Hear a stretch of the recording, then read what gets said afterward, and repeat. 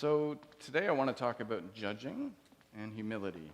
In our scripture reading, which Jamie read today, we hear those famous words, "Do not judge, or you will be judged. Do not condemn, or you will be condemned." The "do not judge" part is difficult because, of course, judging has multiple meanings. Right?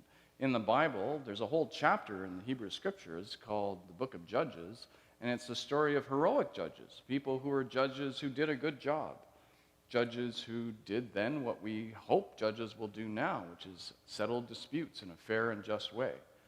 Jesus doesn't have a problem with that kind of judgment, and that's why he immediately follows up with, "Do not condemn others." Because when you condemn someone, you're making a final judgment about them. You look at them and you say, "Okay, you're lazy. You're no good. You're not trustworthy." As though you could encapsulate their entire character with a condemnation. And the condemnation is usually negative and it's final. When you condemn someone, you're not expecting them to change. You've sort of passed a final judgment on them. That's what Jesus has a problem with. Now, that too is still tricky because in everyday life, we judge people all the time. You know, if you take the subway from here downtown to do some shopping, you're probably going to run into a couple of hundred people, and you are going to make instant judgments about people all the time just based on the way they look, right? The kind of clothes they wear, the look on their face, the way they hold themselves. Are they someone that I would ask directions of, or should I avoid that person? If they speak to me, am I going to talk back to them? Or do they seem trustworthy or safe? We're constantly making instant assessments of other people based on just what we glean from a glance. That seems to be part of human nature, something we've inherited from our past, like our evolutionary past. And as long as you don't take that too far, it's okay. But in our age, that kind of natural human tendency to make snap judgments has been put on steroids by social media. We're living in the age of condemnation, right? Where people can just put a simple post on X or Twitter or Facebook, and other people will leap on them and condemn them for what they've said, and not just condemn what they say, but condemn them as a person and write them off as a person. This happens to celebrities, it happens to politicians, and it happens to everyday people. People might have said something which they meant and thought was innocuous enough, and then other people seize on it and say, you must be an anti-Semite, or you're anti-Palestinian. We're seeing a lot of that right now. The Academy Awards nominations will be announced on Tuesday. It's that time of year. And the Academy Award presentations will be in March. Now, if you remember, a couple of years ago, for a couple of years running, they couldn't find any hosts for the Academy Awards. Because every time they named somebody, the trolls, the internet trolls, would go back through their past and find that, 5 years ago, 10 years ago, you tweeted this. And people would say, well, that's unacceptable now. And then they'd have to back down as host. So that went on for a couple of years. Jimmy Kimmel's hosting this year, so I guess he hasn't said anything offensive on Twitter or X lately. Good for him. But we live in an age of condemnation. And the trick is, when you condemn someone, whether it's online or in person, and it's usually behind their back, you feel like you have a special insight into who they are. You can see some core quality of them which maybe they don't see for themselves. That they're actually a racist, or they're a colonialist, or they're a liberal, or a leftist, or they're a fascist. It doesn't matter which end of the political spectrum you're on. You feel like you've been granted some sort of special insight into them, and you see a core quality of their fundamental being which they don't even see about themselves, which feels very gratifying if you do it. But when Jesus talks about judging and condemning people, he doesn't invoke the metaphor of sight, he invokes the metaphor of blindness. He says that in the act of judging others, we actually become blind to who they and the world looks like. Judgment is a form of blindness. And he uses this image of they you think they have a speck in their eye, but you don't see the log or the plank in your eye. You're actually blinded in the act of judgment. And if you think, it's an interesting metaphor. A plank is long, right? There's no such thing as a short plank. A plank is a long piece of wood. So he's suggesting that you distance yourself from another person because of this gigantic plank in your eye, which you're unaware of, right? So judgment is a form of blindness. Now, Jesus doesn't specify why you've got that plank or exactly how you get rid of it. He doesn't specify what it is. But I think we can see a few different versions of planks that can take up positions in people's eyes. One is that we learn to be judgmental and condemn others by society. Society actually teaches us this. Racism is an obvious example. When I was growing up, watching television, everybody in a position of authority was white. Pretty much everybody, right? Both in real life as well as in fictional depictions in movies and TV. Doctors, lawyers, judges, nurses, teachers, presidents, prime ministers. Everybody was white. And that cumulatively gives an impression that, oh, I guess white people are supposed to be in charge. And even when you went to church, you got the same message because Jesus was always white in the stained glass, and so were all of his disciples. Even God's white in churches, right? So the whole society is giving an impression of, okay, white people are supposed to be in charge. And that's an impression that white people deny. We don't see the plank in our eye on this one. Last week, the Ontario Human Rights Commission released their final report on racism in Toronto policing. It's a long report. It's detailed, and it joins many other reports which have been released over the last 20 or 30 years, which, and the newest report backs up everything they said, and it says there is consistent racism in the way Toronto treats Indigenous and especially Black people in this city. Even though carding is over, police still discriminate against Black people in terms of the number of arrests, how they treat them, who gets shot, who gets sent to jail. There is a significant bias within the Toronto police against Black people. Now, I suspect the Black community is not, they're probably happy that this report is being released, but they're not exactly surprised by its conclusions. They've seen this plank in white culture's eyes for a long time. It's been obvious. But white people keep cranking out reports to talk about this because we don't want to accept that this is a real thing. That's one way in which we are encouraged to be judgmental, but there's other dynamics which are more personal. A lot of them happen at home. If you're raised in a household where your parents tell you that you're no good, that you're always second best, that you can't do anything right. We all know people who've been raised this way. When you grow up with that chip on your shoulder and you encounter something like Facebook, and suddenly you can be powerful and you can say anything you want and there are no consequences, that's a very powerful mix.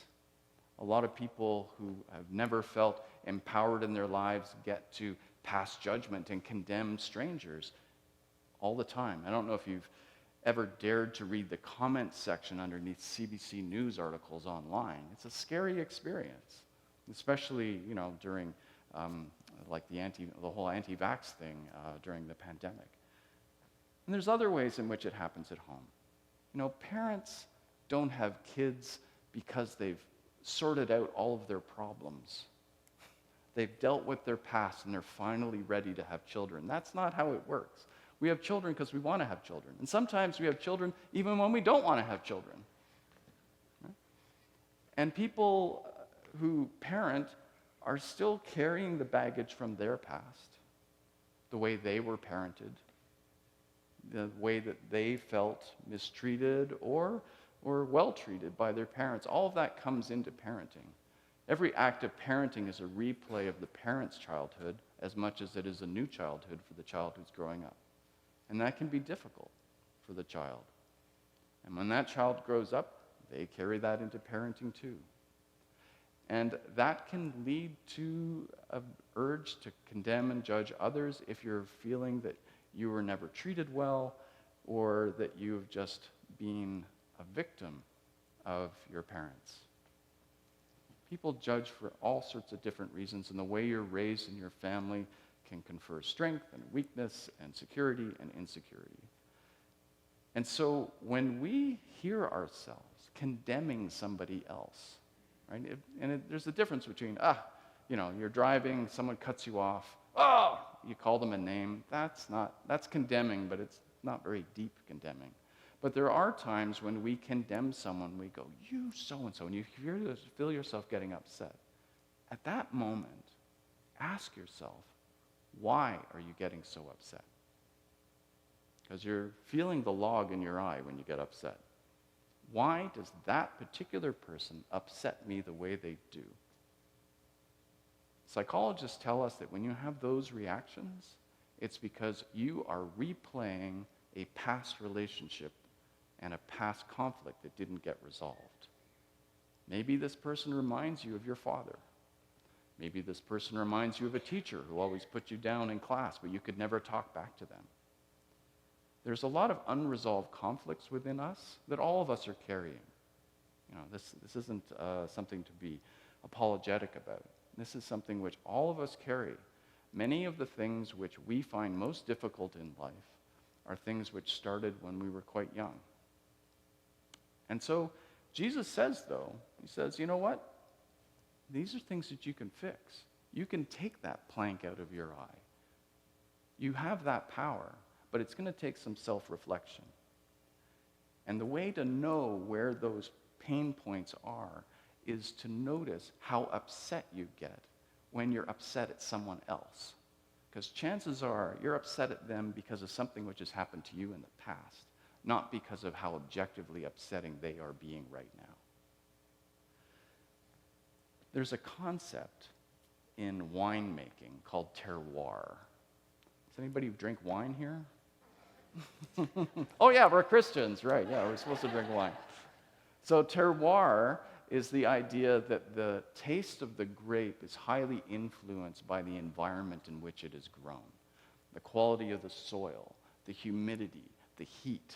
So, and this leads to some interesting consequences, because it means that you can grow a Chardonnay in one valley and it'll taste different from the Chardonnay grown in another valley because there's more clay in one soil than in the other.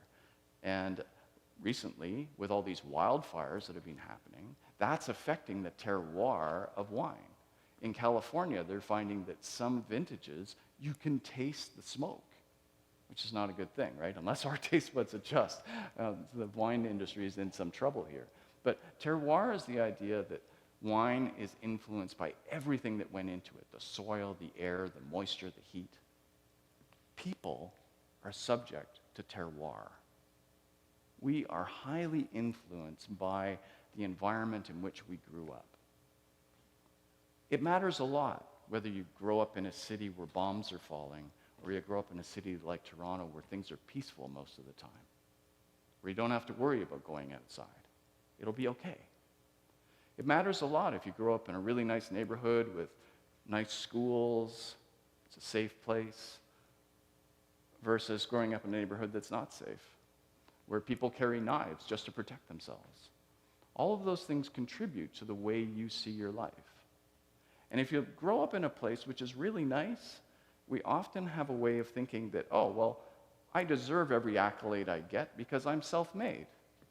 We have a way of forgetting all the things which came to us that made our lives work so well. When I attend meetings online and they're Indigenous or Black people speaking, they often start by saying, I am so-and-so, and I am the daughter of so-and-so, and I am the granddaughter of so-and-so, and I come from this tribe, and onwards and onwards and onwards. Indigenous people often will say, you don't know me unless you know where I came from. And that'll take a while to explain. It's like at the Academy Awards. When the actor gets the award and they've got the award in their hand and they come up to the mic And then they start thanking like dozens of people. They start with their agent, and then they go to the studio, and the producer, and the director, blah, blah, blah, blah, blah, all the way back to the high school teacher who really believed in them. I can't believe you like me, all of that. That's actually a pretty honest approach to who we are, because we are all more made than self-made. And actors, I don't know if they're faking it or they're doing it for, because they want to make sure they're in good with the studio for the next movie, but they are at least recognizing that it takes more than a village to raise a single person. It takes some humility to recognize that you are not self-made. And if you could write down a list of all the influences which have made who you are, like everything, to imagine your Academy Award acceptance speech, but really go for it and write down everything that's influenced you. It would be a very long list, but if you're honest with yourself, you'll recognize that it's incomplete. Because many of the things which influence you are things which you're not aware of, that you can't remember. And sometimes, your parents will surprise you. Oh, yeah, the reason you're afraid of dogs is because a dog ran in and bit your sister and you saw it and it traumatized you. That's why you don't like dogs. And you don't remember any of that because you were 2. Those sorts of things can have deep, long-lasting influences which we wouldn't put on the list because we don't know about them. That means that the person that you know best, yourself, is really a bit of a mystery. Because you can't know all the things that put you together. You can't. And if you're a mystery to yourself, then that means that next person is even more of a mystery. Married people figure this out, right? You never truly know your spouse, You keep thinking, okay, I'm finally, nope, still surprising me, right? And that's just with a spouse who you know very, very well. That person who you are tempted to condemn, that person is just as mysterious and amazing as you are. You may disagree with what they have to say, but who they are, it's a rich, amazing mystery with a list of influences this long that they don't even understand. Humility, that understanding that we are a mystery even to ourselves, humility is the antidote to judgment. Because if you can understand about yourself, I don't really get me. I am a mystery. I still do things I don't understand why. I don't get me, so how could you possibly get them? You can't. Humility is the antidote to judgment. Because the more you know about yourself and the more humble you can be and honest you can be about yourself, the less tempting it is to judge another. Because you get to look at them and say, I guess you're just the same mysterious mess I am. You have your reasons for saying that, but I don't know what they are. David Brooks recently wrote a book, wonderful book, about how to get to know another person. And he says, the problem with America is nobody sits down and talks to each other anymore. And he highly recommends that if someone says something you deeply disagree with, the best thing you can do is sit down, ask them what they think, and then ask them how they feel about it. And if you engage in that kind of conversation, you'll often find that they're replaying some past conflict by adopting this particular position. A lot of what we adopt is out of fear, right? It's out of fear that we're not secure that someone's going to take something away from us. But real dialogue, which is what happens when you agree to stop judging, starts with humility and it ends with mutual understanding. And that is why Jesus says, after he talks about judging and condemnation, he starts talking about forgiveness, and you will be given a measure that overflows. Because if you can actually start listening to another person, starting from a state of humbleness, you will be rewarded amply, not just in heaven, but right now, with a chance to actually see another person in all their glory, even if they've said something offensive to you. And that's how we love our enemies. And that is indeed a blessing. So let's go forward and let God do the judging, because God's the only one who understands all the influences on us. And let us human beings just try and get along with each other and live with our eyes more wide open. Amen.